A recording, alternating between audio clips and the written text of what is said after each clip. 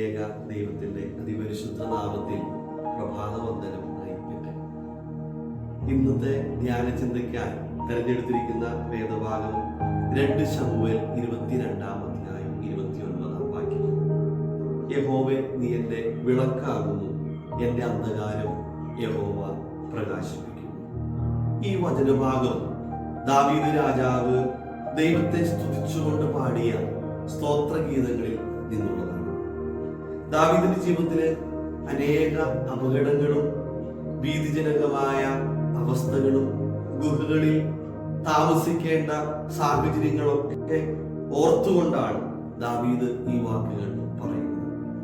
ഈ തിരുവചനത്തെ ആധാരമാക്കി 2 കാര്യങ്ങൾ അച്ഛൻ ഇന്നത്തെ ധ്യാന ചിന്തയ്ക്കായി പറയാമെന്നാണ് ആഗ്രഹിക്കുന്നത്.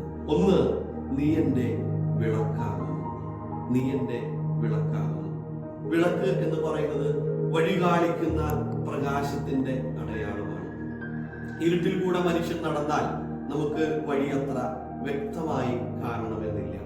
ദാവീദ് പറയുകയാണ്, ദൈവം തന്റെ ജീവിതത്തിന് വഴികാട്ടിയാണ്. ദൈവം നമ്മോട് പറയുന്നു എന്ത് ചെയ്യണം, എങ്ങനെ ചെയ്യണം, എവിടേക്ക് പോകണം. ആ ദൈവം തമ്പുരാൻ നമ്മുടെ ജീവിതത്തിൽ നമുക്ക് തരുന്ന വലിയ പ്രകാശമാണ് മുന്നോട്ട് നമുക്ക് യാത്ര ചെയ്യുവാൻ നമുക്ക് സാധിക്കുക. എല്ലാത്തിനും ദൈവം പ്രകാശം നൽകുന്നുവെങ്കിൽ നമ്മുടെ ജീവിതത്തിൽ സുഗമമായി നമുക്ക് മുന്നോട്ട് പോകുവാൻ നമുക്ക് സാധിക്കും. ഇന്നും നമ്മുടെ ജീവിതത്തിൽ നമുക്ക് നോക്കുമ്പോൾ അറിയാം, പലവിധമായ അനിശ്ചിതത്വങ്ങൾ നമ്മുടെ ജീവിതത്തിൽ ഉണ്ടാകും. അതോടൊപ്പം തന്നെ നമ്മുടെ ജീവിതത്തിൽ ആശയക്കുഴപ്പങ്ങൾ പലപ്പോഴും വരാറുണ്ട്.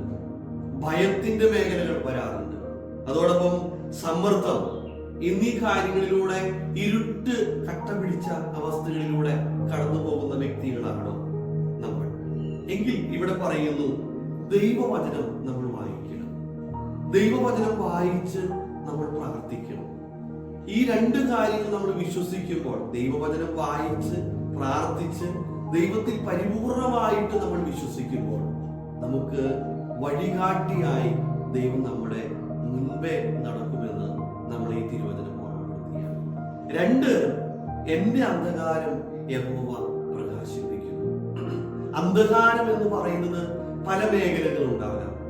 ദുഃഖം, ഭയം, പാപബോധം, പരാജയം, നിരാശ, ഇതൊക്കെ ദാവീദിന്റെ ജീവിതത്തിൽ ഉണ്ടായിട്ടുണ്ട്. അവിടെയൊക്കെ ദാവീദ് പറയുകയാണ്, എന്റെ ജീവിതത്തിലെ ഇരുട്ട് മാറ്റി പ്രകാശത്തിലേക്ക് കൊണ്ടുവന്നത് ദൈവമാണ് എന്ന് പറയുകയാണ്. നമ്മുടെ ജീവിതത്തിൽ ചില സമയങ്ങളിൽ നമ്മളൊക്കെ ഇരുട്ടായിട്ട് തോന്നാറുണ്ട്. പഠനത്തിലെ സമ്മർദ്ദം, കുഞ്ഞുങ്ങൾ ഇപ്പൊ പരീക്ഷയ്ക്ക് വേണ്ടി ഇപ്പോൾ തയ്യാറെടുത്ത് പരീക്ഷകളൊക്കെ എഴുതിക്കൊണ്ടിരിക്കുകയാണ്. കാരണം എത്ര പഠിച്ചിട്ടും മറന്നുപോകുന്ന സാഹചര്യം, അല്ലെങ്കിൽ പരീക്ഷയെ പേടി ആക്കുന്ന ഒരു കാര്യങ്ങളിലൂടെയൊക്കെ കടന്നു പോകുന്നുണ്ട്. ജോലിയിലെ സമ്മർദ്ദം, കാരണം പലവിധമായ ബുദ്ധിമുട്ടുകൾ നമ്മൾ അനുഭവിക്കേണ്ടതായിട്ട് വരുന്നുണ്ട്. അതോടൊപ്പം കുടുംബ പ്രശ്നങ്ങൾ, അതോടൊപ്പം സൗഹൃദത്തിലെ ബുദ്ധിമുട്ടുകൾ, ഭാവിയെ കുറിച്ചുള്ള ആകുലതകൾ, എന്തായി തീരുമെന്നുള്ള ഒരു വഴിമുട്ടിയ അവസ്ഥയൊക്കെ നേരിടുന്ന വ്യക്തിയാണോ എങ്കിൽ ഇവിടെ പറയുന്നു, നമ്മുടെ മനസ്സിനെ പ്രകാശപൂരിതമാക്കി മാറ്റുവാൻ കർത്താവിന് കഴിയും. അതുകൊണ്ടാണ് 34-ാം സങ്കീർത്തനം 5-ാം തിരുവചനം പറയുന്നു, അവങ്കിലേക്ക് നോക്കിയവർ പ്രകാശിതരായി, അവരുടെ മുഖം ലജ്ജിച്ചു പോയതുമില്ല. നിത്യപ്രകാശമായ ദൈവത്തെ നമ്മൾ മുറുകെ പിടിക്കുമ്പോൾ നമുക്ക് ഇരുട്ട് മാറി പ്രകാശത്തിന്റെ വഴിയിലൂടെ നമുക്ക് നടക്കുവാൻ സാധിക്കും. അങ്ങനെ നമുക്ക് പ്രകാശം ലഭിക്കണമെങ്കിൽ യേശു തമ്പുരാൻ പറയുകയാണ്, വിശുദ്ധ യോഹന്നാൻ എഴുതിയ സുവിശേഷം 8-ാമത്തെ അധ്യായം 12-ാമത്തെ തിരുവചനം പറയുന്നു, ഞാൻ ലോകത്തിന്റെ വെളിച്ചമാണ്. ആ വെളിച്ചമാകുന്ന കർത്താവ് നമ്മുടെ ജീവിതത്തിലേക്ക് വരട്ടെ.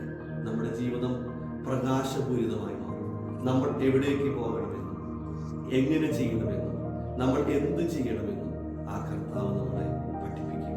നമുക്ക് മുന്നോട്ടുള്ള വഴി നമുക്ക് പ്രകാശപൂരിതമായി തീരും. അതിന് മുന്നോട്ടുള്ള വഴി പ്രകാശപൂരിതമായി തീരട്ടെ അർത്ഥമായി നമുക്ക് പ്രാർത്ഥിക്കാം. കാരുണ്യവാനും സ്നേഹനിധിയുമായ വാഴ്ത്തപ്പെട്ട സ്വർഗ്ഗസ്ഥനായ പിതാവേ, അനുഗ്രഹിക്കപ്പെട്ട ഈ നല്ല പ്രഭാതത്തെ ഓർത്ത് ദൈവത്തെ മഹത്വപ്പെടുത്തുന്നു. ഞങ്ങൾക്ക് തന്ന വചനത്തിനായി ദൈവത്തോട് നന്ദി പറയുന്നു. പലപ്പോഴും മുന്നോട്ട് പോകുവാൻ കഴിയാൻ പറ്റാത്ത സാഹചര്യം എൻ്റെ ജീവിതത്തിൽ ഉണ്ടായിട്ടുണ്ട്. പക്ഷേ ആ ആ ദാവീദിന്റെ ജീവിതത്തിൽ പലവിധമായ ആകുലതകളും ഭയത്തിന്റെ മേഖലകളും ഭീതിപ്പെടുത്തുന്ന അനുഭവങ്ങൾ ഉണ്ടായിരുന്നു. ആ നിത്യപ്രകാശമായ ദൈവത്തെ മുറുകെ പിടിച്ചപ്പോൾ അവന്റെ ജീവിതം ഒരു സ്തോത്ര ഗാനം ആരംഭിക്കുവാൻ അവനെ പ്രചോദിപ്പിച്ചതുപോലെ ഞങ്ങളുടെ ജീവിതത്തിലും കർത്താവേ ദൈവമേ, ആ നിത്യപ്രകാശമായ കർത്താവിനെ ഹൃദയത്തിൽ സ്വീകരിച്ചുകൊണ്ട് ഞങ്ങളുടെ ജീവിതം, ഞങ്ങളുടെ കുടുംബം, ഞങ്ങൾ പ്രവർത്തിക്കുന്ന മേഖലകൾ പ്രകാശപൂരിതമായി തീരുവാൻ സഹായിക്കണം. പരിശുദ്ധ റുഹായുടെ ശക്തിയെ ഞങ്ങൾ നയിക്കണമേ. പരിശുദ്ധ ദൈവമാതാവേ, പരിശുദ്ധ പിതാക്കന്മാരെ മധ്യസ്ഥ വഹിക്കണം. ആയത് പിതാവിന്റെയും പുത്രന്റെയും പരിശുദ്ധ റുഹായുടെയും നാമത്തിൽ തന്നെ.